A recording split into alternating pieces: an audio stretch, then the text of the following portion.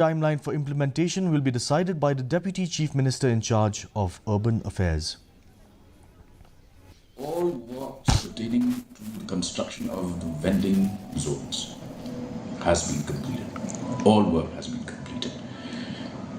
The identification of the vendors has already been completed, and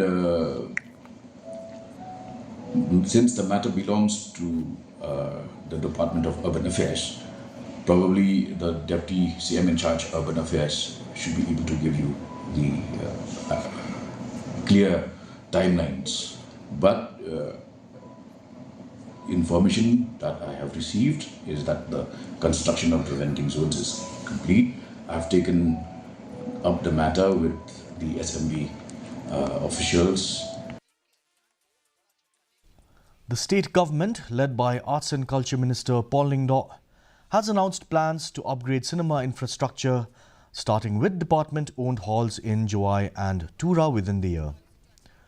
Highlighting Meghalaya's unique position as the only Indian state with its own OTT platform, Lyngdoh emphasized its growing global reach. Additionally, the department is considering introducing a new award to recognize artistic excellence. Once finalized, the proposal will be presented to the Cabinet for approval.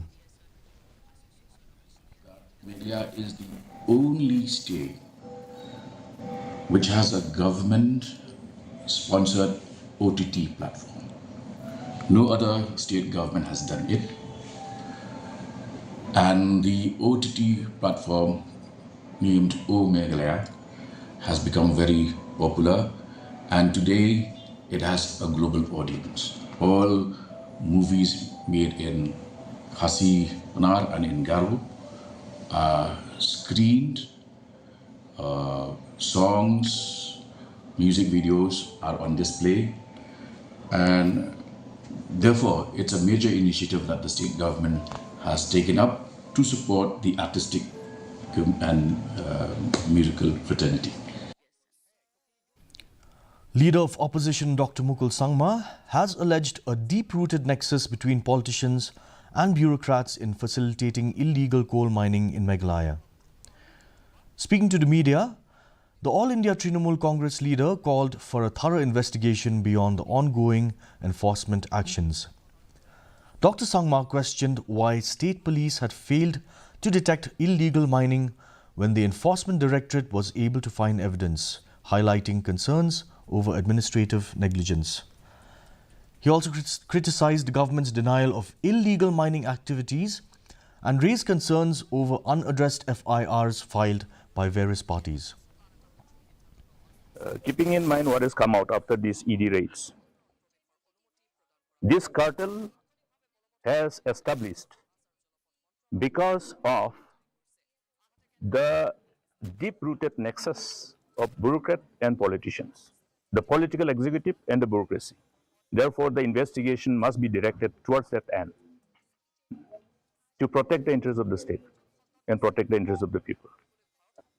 Many of these affairs, rather than the authorities going, after the alleged, rather the accused, what have they done? Have any of these affairs have shown any end result in terms of a charge sitting? Captain Williamson Sangma State University held a crucial review meeting on Friday at its Balalgre campus addressing key infrastructure challenges. Education Minister Rakam A. Sangma, Advisor H.M. Shangplyang and MLA Subir Marak joined university officials to discuss concerns related to land, electricity and water supply. Vice-Chancellor Dr. Vasanti Vijay Kumar emphasized collective efforts for progress, while Registrar Ambrose C.H. Marak outlined achievements and ongoing challenges. A significant milestone was reached as the government officially handed over land for expansion, reaffirming the commitment to strengthening higher education in Meghalaya. The two-day Strawberry Festival, celebrating agro-tourism and rural economic growth, was inaugurated on Friday by Vibhor Agarwal DC, West Garo Hills at Darak Chikgreg Playground. Organized by Meghalaya Age Limited alongside the state's Tourism and Agriculture and Farmers Welfare Departments, the festival aims to boost strawberry cultivation and support local farmers.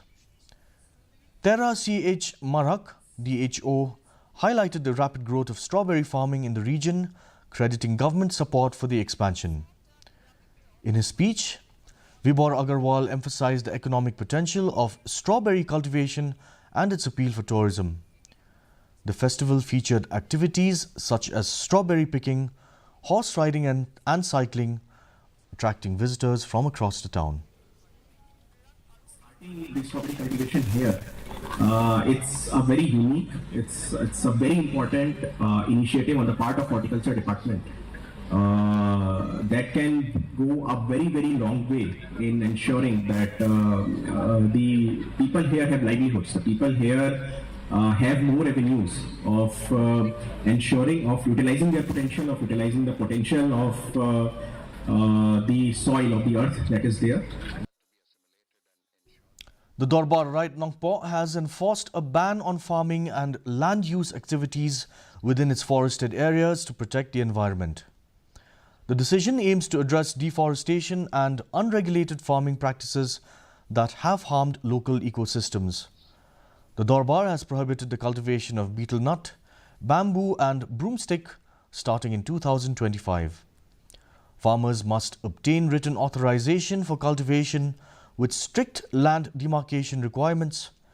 Violators, particularly those engaged in illegal logging and burning, will face severe penalties. The Dorbar urges community members to cooperate in safeguarding natural resources for future generations. The directive aims to balance agricultural needs with environmental conservation. Nilabu kajingkang persya ya baro kinongrep kibarep ha jaka jongkarai ba nangdu unesnem ajar opsan minom sya su bentung ya ukuai usensar bat usit nama kini gilong kita jingtung iba penterkong ya kalum kawa ba kumjuru ni pentip ba syabaro kinongrep ba kidei bendon da ka jingtho da ka lane ka kot ka ba layo na karai ban kum ga ban ajing bit nam ta bakin rep tekino. The women's group of Umlinkadite village has officially received a new office building funded under the Special Rural Works Programme or the SRWP, valued at 4 lakh rupees. The facility was inaugurated by Nongpo MLA Meral Bonsiem, who highlighted the importance of the office in supporting community development efforts. He praised the women's group for their unity and commitment to building a better society and urged them to maintain the office as a lasting asset. Village leaders and residents expressed gratitude to the MLA for his initiative.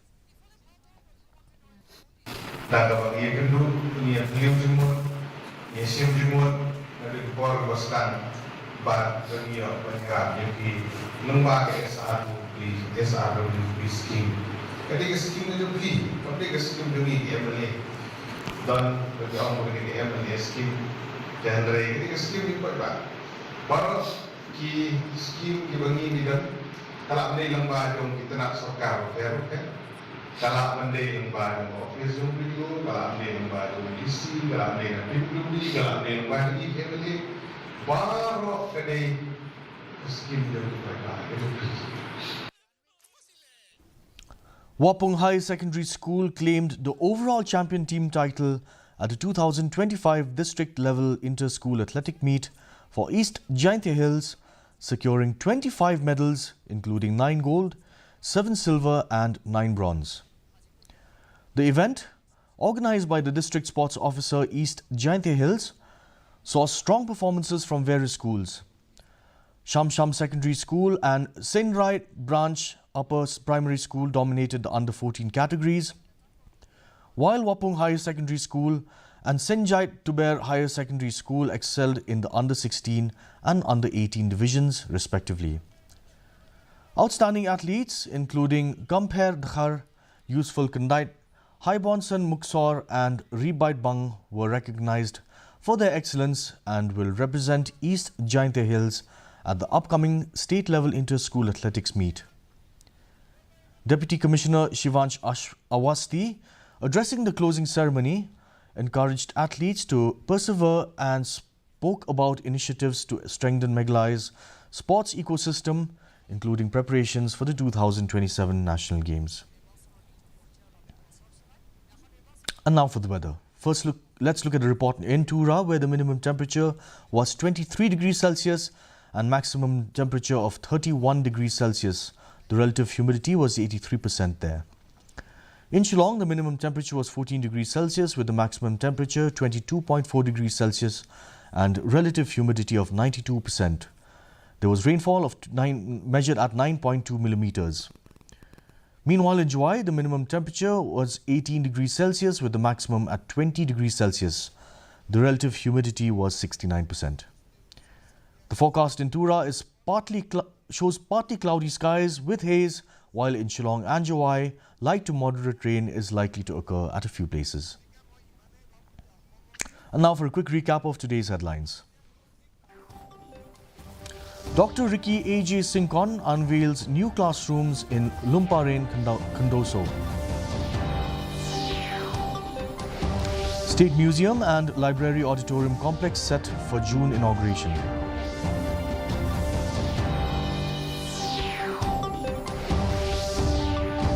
Kandaila to become pedestrian-only zone, vehicle-free transformation set to enhance urban mobility.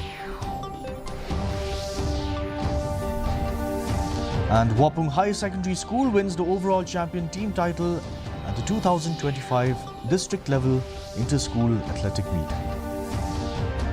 That brings us to the end of today's news edition. Thank you for watching. We'll be back same time tomorrow. Have a good evening.